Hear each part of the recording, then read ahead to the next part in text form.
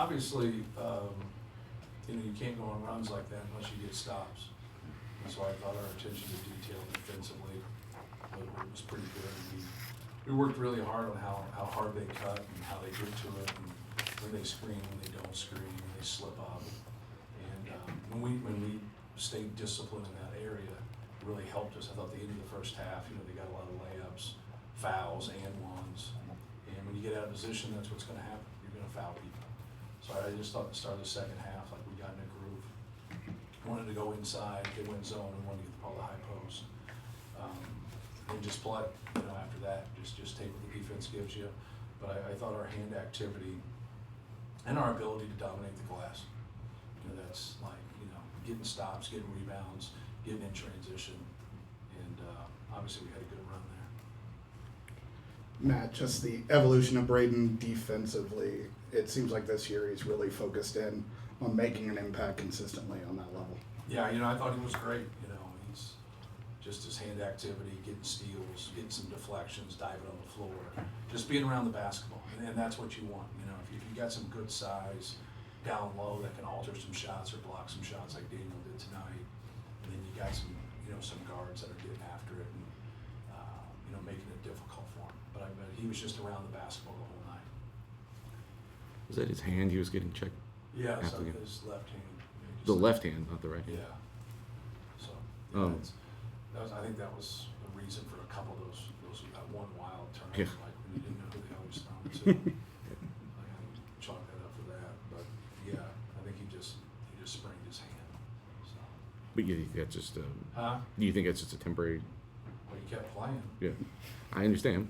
Yeah. Okay, just clarifying.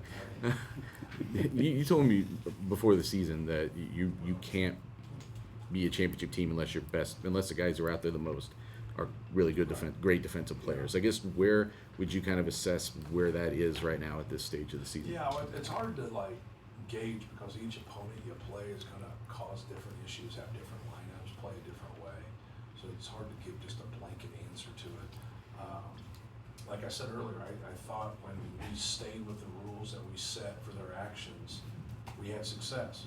And when we did, we got very lucky in that first half because we just blew a couple coverages and Bobby Durkin just missed a couple wide open shots that he makes. He's a really good shooter.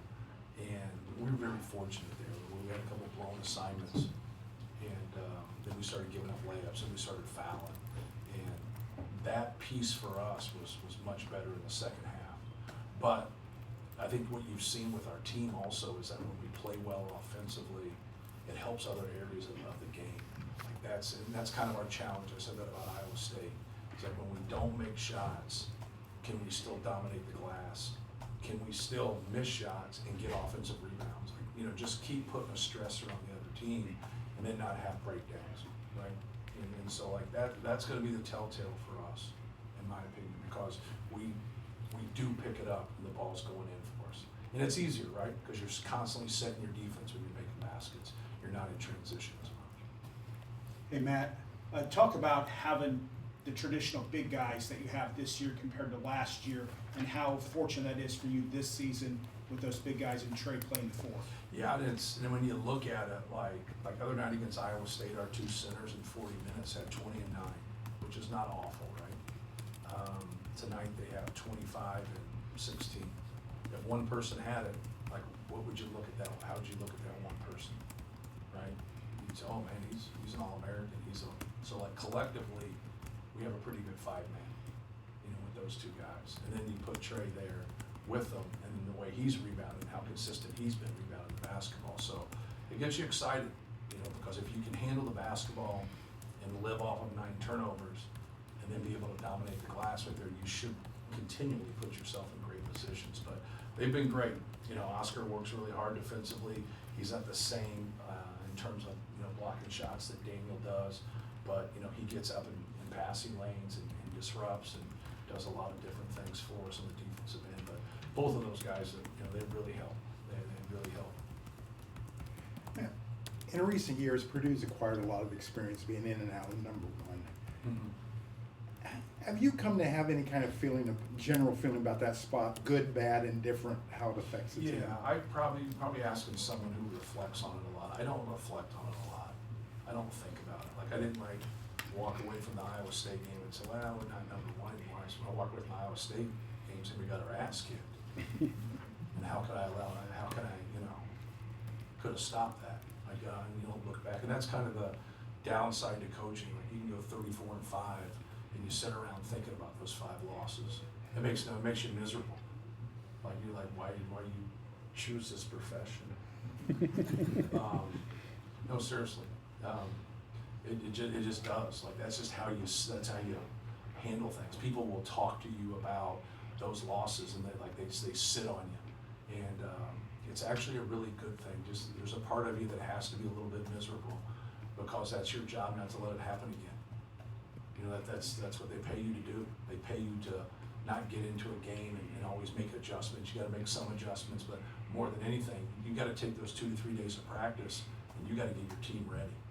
You got to get them focused, and you got to get that. And we obviously didn't do a good job, or Iowa State just did that much of a better job. But being number one really isn't, really that important, to be honest with you. Being a number 1 seed is the tournament. I think that there's nothing wrong with that being a goal. Right.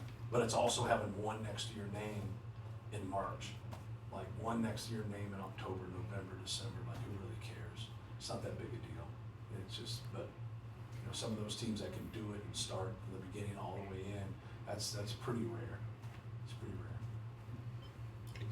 Matt, obviously we only see what happens on the court. There was a couple plays there where Braden and Daniel were kind of on a different page, or Daniel missed a lob. Yeah. His ability to kind of handle Brandon's firiness at time and then turn around and have a good second half, just what does that say about his development? Yeah, I think it's hard. I think he was mad at him about he got to a pull up and he still threw the lob, and he wasn't looking for the lob. I think that's what it was over. But it's part of it. You're gonna have disagreements. Get over it. It's not a big deal. And but Daniel gives us a look that not a lot of people. His ability to block shots and catch lobs. If you're going to take his lobs away, you're going to open up space for other people. And now, like, he's not the same. Oscar's more of a post, more of a rebounder. Daniel's done a good job rebounding. Oscar gets 11 rebounds in 19 minutes. So it's pretty impressive. But no, I thought Daniel has done some really good things. And, it's a fight. Like, a lot of people will talk and say, hey, you should do this. I think people pick on the people that are big more than anything, but like, the people speaking aren't 7'4". How the hell do they know? Like, you know what I mean? Seriously, hey, get down in the stands, guard that guy. He's 6 foot. Like, like keep things in perspective. So just him, he's really fighting the physical piece of it. He's really made strides from a physical standpoint. He still gets stood up. He's just got to be lower. His hips have got to be lower than his man's hips on box outs and post ups. And it's hard because normally long, skinny dudes are upright. But you can't play this game upright. You got to be the first to hit, and you got to be lower than your guy. Matt, this is a month where games can be kind of spaced out. I guess from the human and mentality standpoint, how nice was it to have a game just a few days after losing to Iowa State, rather than have to sit on it for 8 or 9 days? Right, yeah, it's great. When you win a big game, just like they did, they won the big game against Indiana, and now they have that all that time off right there. That's fun going to practice, man. But you learn a lot. I always tell them champions get off the campus. Everybody gets knocked down. What do you do after you get knocked down? And so yeah, it is really good to be able to play a game, again, and get back out there, because it's frustrating. These guys sacrifice a lot. They put a lot of time into it. You got a top 10 game, and we didn't show up. And a lot of that had to do with Iowa State and how good they are. But it's not over. Like I said, you can say you have a lot of goals. You have 2 goals: win the Big Ten, win a national championship. Those 2 goals aren't out of the wicket. When you say, hey, you can't do either one of those and your season's over, then be upset. But get it figured out. Get it figured out. Move to the next game. That's one. Back to Daniel real quick. I know it wasn't 100% success rate today, but is he particularly good at those lob rolls? You've had guys that tall before who struggled to make that play. Yeah, he's very good at it. I think people look at guys who are tall as that being a simple play, but it's not, right? Yeah, but it's to the guys before. Like, we put a lot of time into it. Like much time. If it just organically happened, we'd throw them. But like we didn't work on it, like we'd work on it. And coming from different, like as a right-handed player, you know, getting out of something where you can go over your left shoulder is more natural than to where you go. He's going the other way now and catching those and coming back this way, which it looks more difficult to me. But I've never caught a lot before, so I wouldn't know. Just like you knew, you've never caught a lot. You don't know that. Yeah, then you woke up. Go ahead, Sam. Matt, obviously there was a lot to learn out of that first half. The cuts, they had a lot of good looks that didn't go down. But to get a win in this magnitude and also learn that you have some flaws, I mean, is that the best of both worlds, I guess, coming out of this game? Yeah, no question. You have to be able to continually clean things up.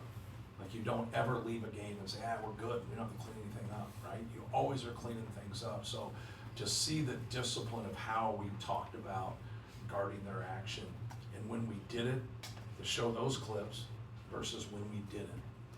Like we wanted them to go through our body. And so when those guys got those back cuts, they're on the outside of their body. You have to be under them. So we say you have to be flat but not deep. So I like giving the description instead of giving it a name, like calling it. So now you're saying exactly the way you can be. But as game goes on, like now it you know, we learned some really hard lessons from playing Bill Carmody at Northwestern. It was some of the hardest stuff to guard because it makes you change. Defensively, you explode to the ball when your man passes it. You jump to the ball because now you're in a gap. Well, if you do that against people that back cut, you just created the alley for them to back cut. And then they get those bounce passes, which they didn't get much on us tonight, but now if they go quick on you and they can't get that bounce pass and they have size over you, now they go over the top, which they got us a couple times. So now you got to play into that. So that's why you got to have good hand activity on the basketball, and then you got to stay under them right there. You really want to stand them up, but then you want to show your hands. So what they do is they cut, and if you stand them up, they're going to come under you and lift their arms, and that's how G got those 2 fouls. But if you show your hands and your hands aren't inside, now when they lift it, it just looks like the defensive guy's gravity. That's why they do it. But if you show them and you get out and you stay in a stance, when you put your hands up, you stand up. When you put your hands out, you stay in a stance. Okay? So now you stay in a stance, you get your hands out, but you're showing the officials, I'm not grabbing. So just, we work on just the details and the little things of that. So when we break down and we make some mistakes there, like, boy, that's a red flag real quick. That's a red flag. It's just like what were you thinking about in practice for these 2 days? And so like that sends a message to me right away. But if you're on it and you're doing your job and you're ready or whatever, like, okay, we can go forward with you. Now the score got away from us and so everybody plays. But those are the type of things that are gonna get you minutes. Those are the type of things that are gonna decrease your minutes if you can't follow a scouting report and do what you're supposed to. Sometimes you are knowledgeable and you understand it, but you're youthful and you're young. It's just the discipline. You get a bad call on this thing, you come down here, or you miss a shot you should make. You're not, you know, you gotta erase that. You gotta move to the next play. And if you can't do that, then, you know, that's a mental toughness thing that all people learn to acquire, or they get beat.